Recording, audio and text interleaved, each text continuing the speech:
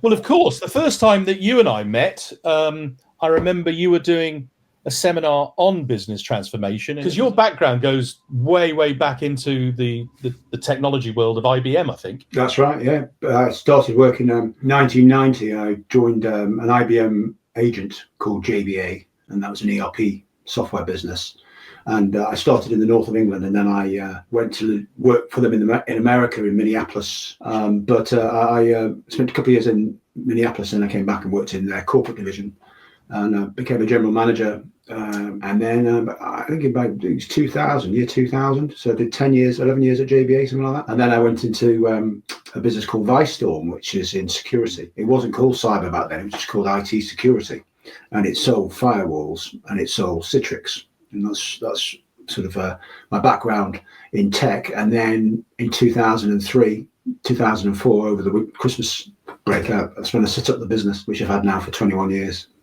And about 6 weeks ago, I've set up another business in cybersecurity, which is a reseller in this whole zero trust environment that is in the news all the time now with our friends at M&S, and today we hear about Co-op getting hit. So it's an awful time. Yeah. But you were one of the first people that I met when I started housing technology.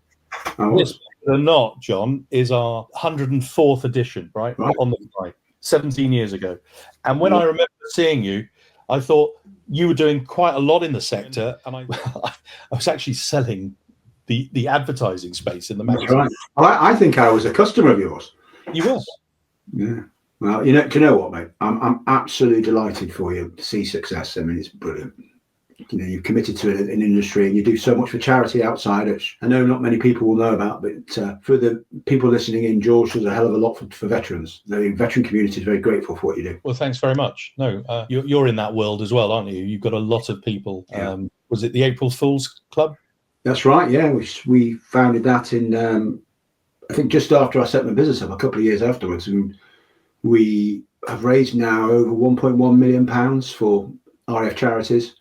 And we have, more importantly, helped families and with their respite needs, which is what we're really passionate about. We've been all over the world on fundraising activities and on heritage tours. So it's quite rewarding, actually, to, I enjoy giving back to people that have given a lot. If that's a simple way of putting it. It's something very meaningful to me, and I enjoy it.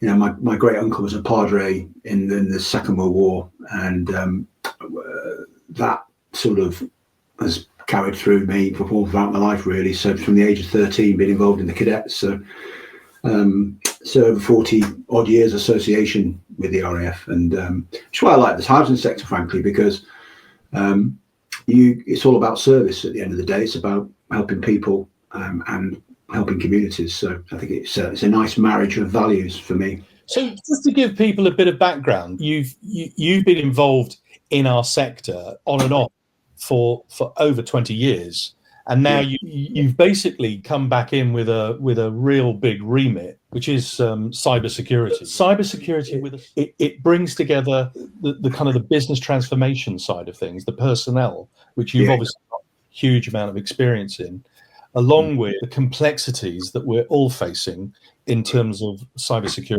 cyber resilience, and whatever wrapper that you put around that. Why have you come back into it? Two reasons, really. One is I think it's an area of need for the nation. I'm also helping out another sector within what you may call the broader public sector environment, and it's a sector that I know. So I know, and I've kept in touch with some of the CEOs that I've worked with, and two which are very good friends of mine.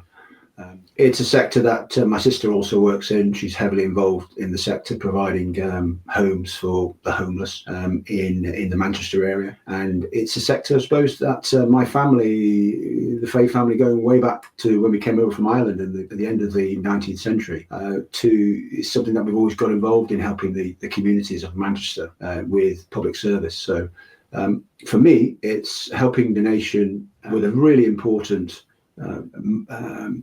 need. I'm going to call it a need, which is this notion of making sure that we are postured correctly for attacks that are going to happen. It's not a question of if you're going to be attacked, it's going to be when you're going to be attacked. And we've only recently just seen the M&S attack, which started in February. It's come out today from the on the press, and so the gang got in February and then spread, and then sort of put the head up above the parapet, and they were heavily spread across the network. And then obviously today in the news, I think the Guardian published it, about the Co-op, which obviously I'm a Manchester lad, and it's a big Manchester business, so that's quite a bit of a shock, and it's horrible for everyone involved.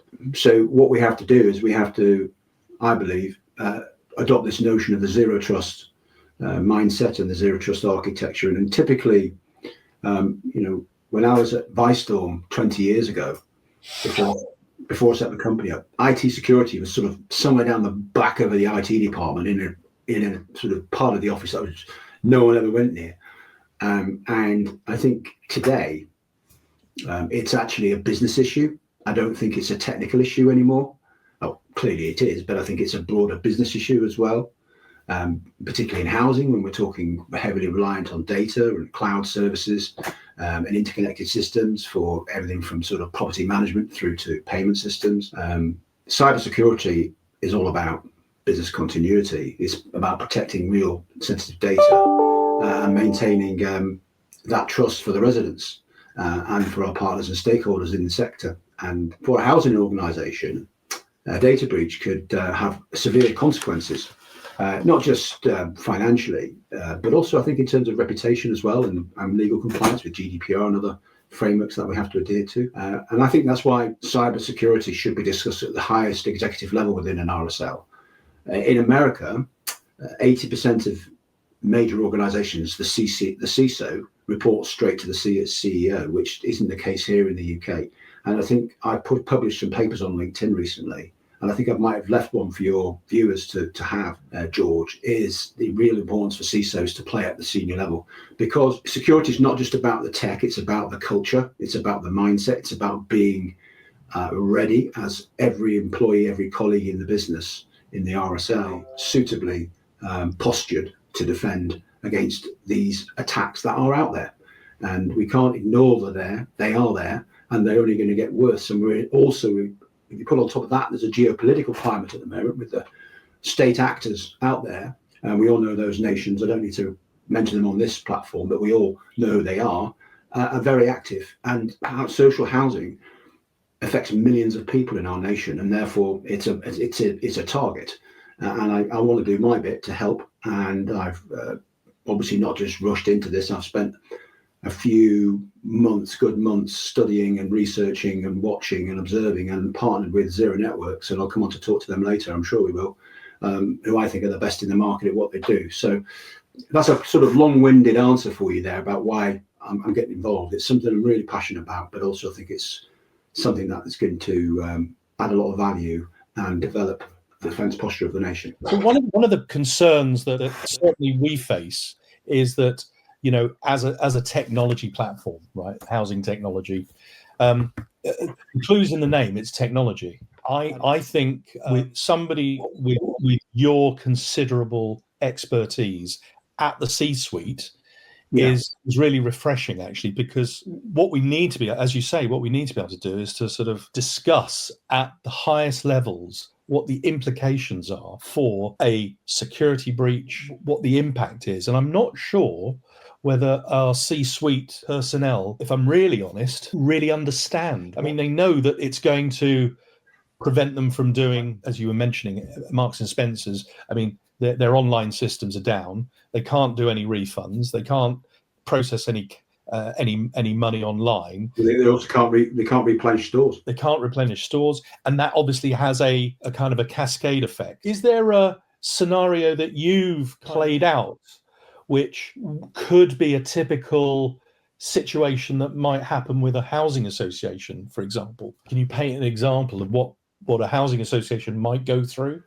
Well, I think if we look at, for me, the one that keeps me awake at night about housing more than anything else is access to tenant data, and that data then being exploited, and that's what worries me. And typically these attackers, and I don't think it could be state, it could be one of the four major state actors, but typically it'll probably be a ransomware gang. They will come in and they will embed within the system and wait and watch and spread and mark time, really, just watching before they pounce when they captured a lot of the data they're looking for and a lot of the control of the network they're looking for. So my concern there is if that happens, then payments, the system could be breached.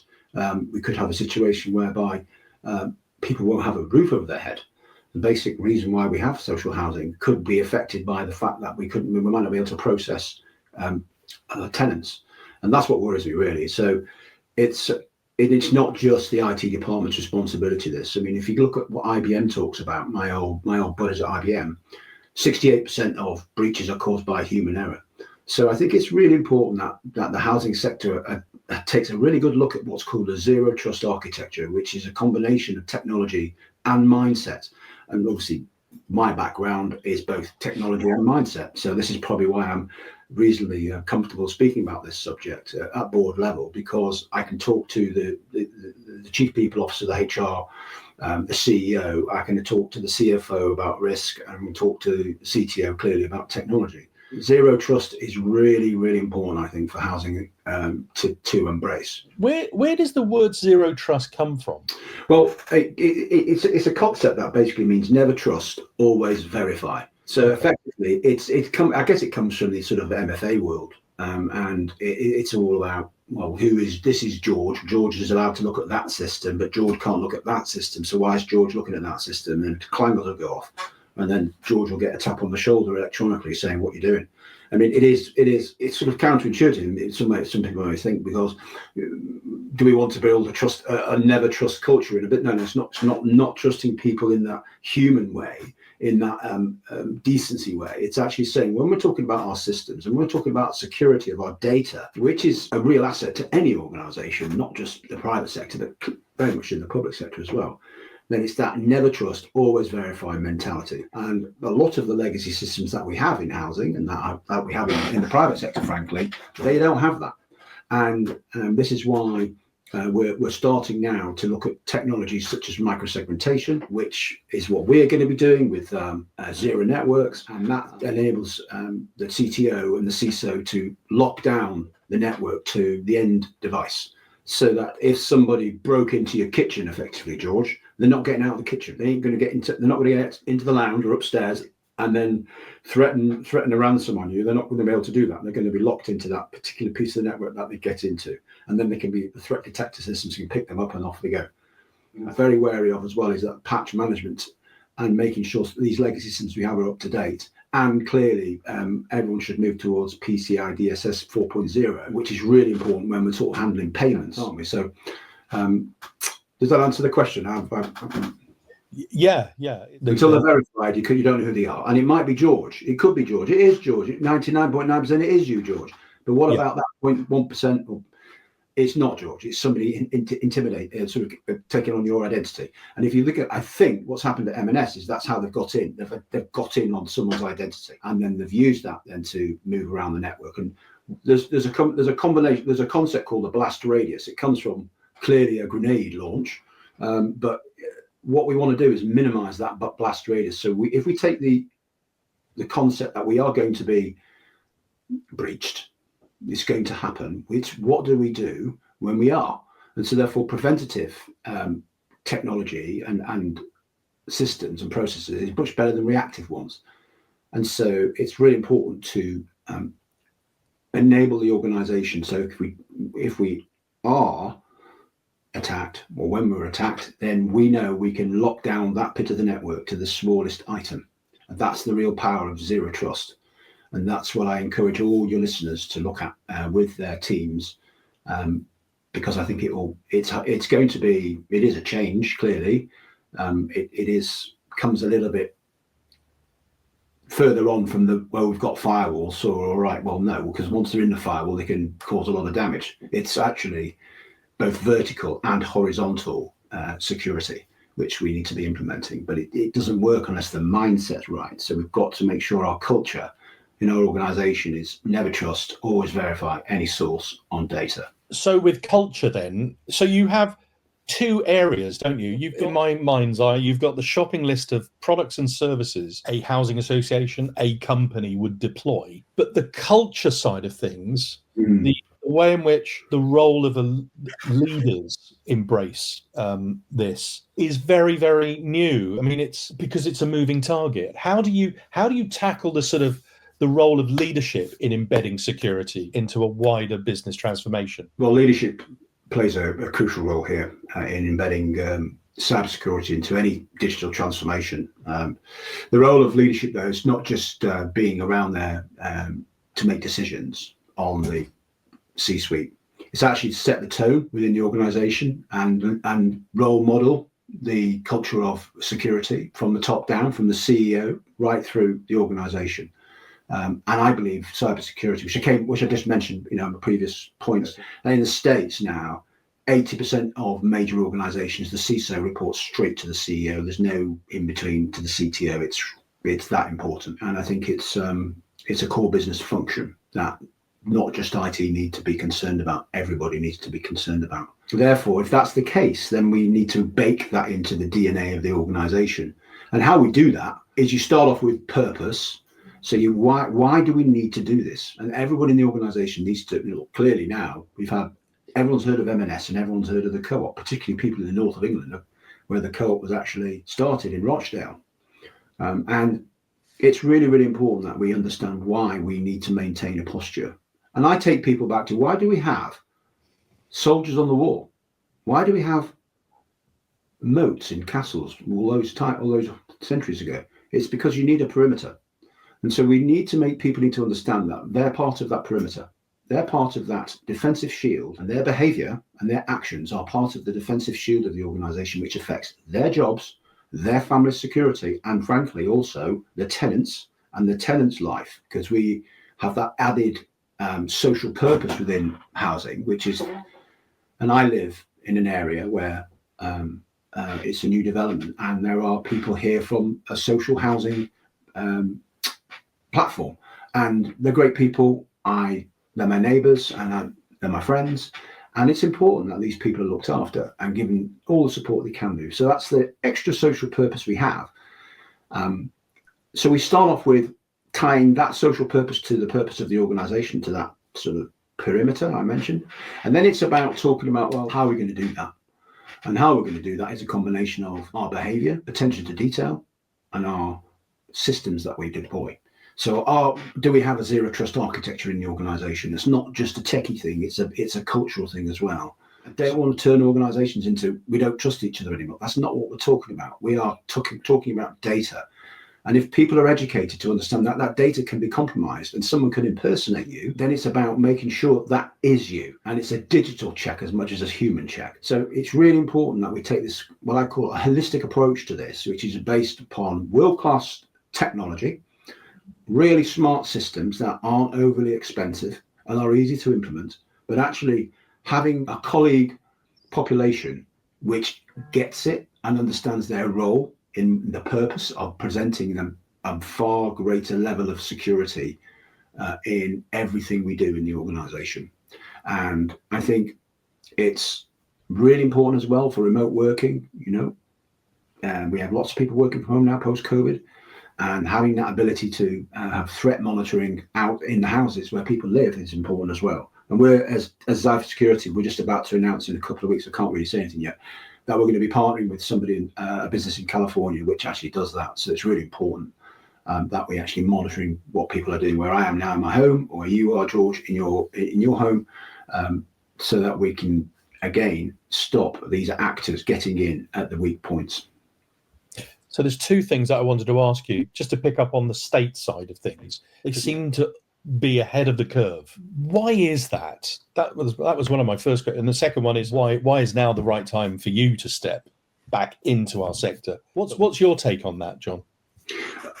What I've just spoken about for the last 20 minutes about this zero trust, I just think America's way further down the track on that than we are. Penalties for a CEO in the States, perhaps, certainly in the regulated industries, critical industries such as financial services or nuclear or utility, whereby sort of GDPR type is absolutely vital. And so the CEOs want the CISO in the room when big decisions are being taken. And I just think that's a way of working more than anything else than technology, frankly, because the technology is the technology, and that could be a department within the CTO's remit. But actually, I think culturally in the States, they take security far more seriously. Now, typically, that's because they have been attacked by those state actors more than we have. And I don't need to name those countries, but they're well known, and they're not west of us, they're east of us. And I think America's sort of had a struggle with those nations for longer than we have, or certainly at a much higher level of intensity. And so that's perhaps raised their posture more than ours. I think we're about 40-odd% in the UK. Those are the stats, about 40-odd% of CISOs go straight to CEO, but the trend is going north. I hope it does anyway. And I think CTOs and CISOs shouldn't necessarily see each other as competitive. It's a different kind of person. I would hope also the CISO has an integration with HR as well, to make sure that the people side of the business is picking up this really important fact that 60-odd% of breaches are caused by people that walk in to work every day. That's really important. So obviously we can't predict this, but are we saying that our sector is a soft target? I'm not suggesting that. I think every sector is a soft target. I think that because of the data that we hold and the millions of people that are stakeholders in it. I mean, there are millions of people involved in housing, and anybody would know that. And if that's known to anybody, therefore we have to protect against it.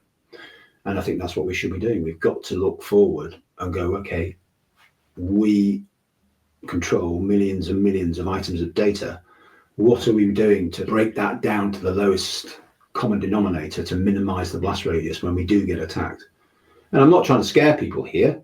And to the contrary, I hope I'm not. I hope I'm giving people tremendous confidence that actually if you combine it with the people's side, you will stand a far greater chance of presenting a stronger defense posture. You're far too modest to say how fantastic you are, but I've known you for many years, and you've done a lot of great work in all sorts of sectors, including ours. And now you're really sort of building up this new business practice, from what I can see. Yeah. Can we paint a sort of like a scenario of the sort of people that you feel you would love to engage with? The CEOs of these RSLs and the CISOs and CTOs primarily, but equally if some of the RSLs want us to do briefings to the C-suite, then I'm more than happy to over a Teams medium or in person if it works to come in and talk about this combined concept of zero trust being both systems and people, and it's just speaking to people and talking to people, understanding what they've got, what's their appetite for risk. I mean, the other thing that you can talk about as well to your customers is that insurance premiums, if you're deploying the technologies I've just sort of spoken about there, in MFA, microsegmentation, zero trust, then insurance premiums could come down. So there's a financial benefit there as well. And also on the back of your red team testing that people will do to check the systems and the security, and the evidence is coming out already that particularly, certainly with Zero Networks, who we work with, who by the way, just Palo Alto Networks have just signed with Zero Networks as their chosen microsegmentation technology, which is a real sign of them rubber stamping Zero as the number one in Zero Trust. They're already finding it, Zero, that their customers, and a lot of them are in financial services and in property, in retail, are already starting to see their insurance premiums fall. They're also seeing IT departments refocusing and not having to have so many people on manual type task work, because a lot Zero Networks is all automatic. It's an ML system. It learns itself. It deploys within 30 days. It doesn't need any professional services to put it in. That's why I've selected them for us, because I feel for my type of customers that don't want hassle and just want to get it done. And that's the kind of people I work with. That's the best solution for them. So we're just excited to get going in housing. I'm very grateful for this opportunity to talk to your hard-earned audience, George, and congratulations again on what you've done. And we'll take it from there, really. If people want to talk to me, they know where I am. Get hold of me via email, and we'll come in and have a chat. But people don't need to be frightened here, but they mustn't stand still. They've got to do something about this. The threat is only changing and getting greater, and that you've got to match that with your posture. So can I ask whether you could do some pro bono work for just maybe we could put together a Teams meeting where we can invite some C-suite people for you to talk to? 100%. Yeah, 100%. I'd love to do that, George. And because it's important for the nation. I mentioned at the start, I mentioned it again. I think it's really important for the nation that a sector such as social housing, which has millions of stakeholders, is doing its very best to present a defence posture which is as strong as possible. It's a massive topic. I mean, it's only going to get more complicated. Yeah. And it frightens me in a way. But what is reassuring is to have somebody like you stepping back into the sector with a whole host of sort of services, if you like, with your considerable expertise, that could really reassure some of the C-suite people that they are vulnerable, but there's somebody there to give them some reassurance. That's right. And it's also having someone that's going to talk to them straight and give it to them straight. One of the things in security, we can't deal in niceties. We have to deal in absolute truths. And so that's our style is very welcoming and polite, but our delivery of message will be the truth. And people just should know that about me. And we will then work very, very hard with them to help them become comfortable with where their defense posture. But if everyone can take away from this notion of a perimeter, and that perimeter extends outside of the company walls, it's outside of the office, it's wherever we touch our tenants, whatever endpoint is out there. And it's important that everything's protected. Just before we sign off, John, you've just mentioned the word endpoint, of course, and the home from, in my sort of layman's terms, becomes the home is a sort of an endpoint on the network, if you like, if you think about it that way, and it has many IP addresses that are pinging backwards and forwards, and that's only going to multiply in billions. I'm thinking. You're right. And that's why we are, in a couple of weeks, we'll be announcing the partnership similar to the one we have with Zero Networks around the whole notion of zero trust and microsegmentation and MFA. But having this threat detection in the house is really, really important, I feel, particularly in the public sector where there is more percentage of colleagues work from home. So is that something that our sector can really fully embrace? 100%. 100%, and they should. And so in a couple of weeks, I just can't say anything today, as in today, the 29th. Oh, go on. Can't wait. But it's a great company, and I'm really excited to work with them. We're just finalising off something. So out of respect for them, I can't really say anything. But to the viewers, please note that our defence systems go to, if people are saying they're working from home, then they need to be defended as well, and have some level of awareness about what's going on. Because I think the best way of understanding defence is sometimes to put yourself in the mind of an attacker, and that's how we need to make sure our customers think. And that comes back to this sort of zero trust piece as well again. The home is a weak point, and it could be a weak point, and would therefore our potential attackers come after our assets that are at home? And I think the answer is yes. And so we need to protect it. Right, John, just finally then, how can people find out a little bit more about you? I mean, we'll probably have a link somewhere along. this? Yeah, well, we have a website, Xyphersecurity.com. Do you know a really nice story? Someone that's joining me in the company is someone that worked for me 20 years ago called Harry Afsal. And Harry's been in cybersecurity for nearly 29 years now. And I'm really pleased to be working with him again. He's a great person. And we're starting to have our relationships now building out with some of the consultancy firms as well who want to work with us. But I think the best way is just, email me. It's john.fay@xyphersecurity.com. And just give me an email. And I work, as you know, George, I haven't changed my working hours. So people get a quick response from me no matter what, assuming I'm not asleep. And we'll just take it from there. Right. Well, John Fay, MBE, thank you so much for taking the time to meet up with us. I wish you and your team all the success, because we're going to need it. Well, that's very kind. And thank you very much, George. It is wonderful to be on your platform. I'm really chuffed to see where you've got to. And it was nice to be a small part of your startup all those years ago. And good to see you looking well. John Fay, MBE, thank you very much. Thank you, George.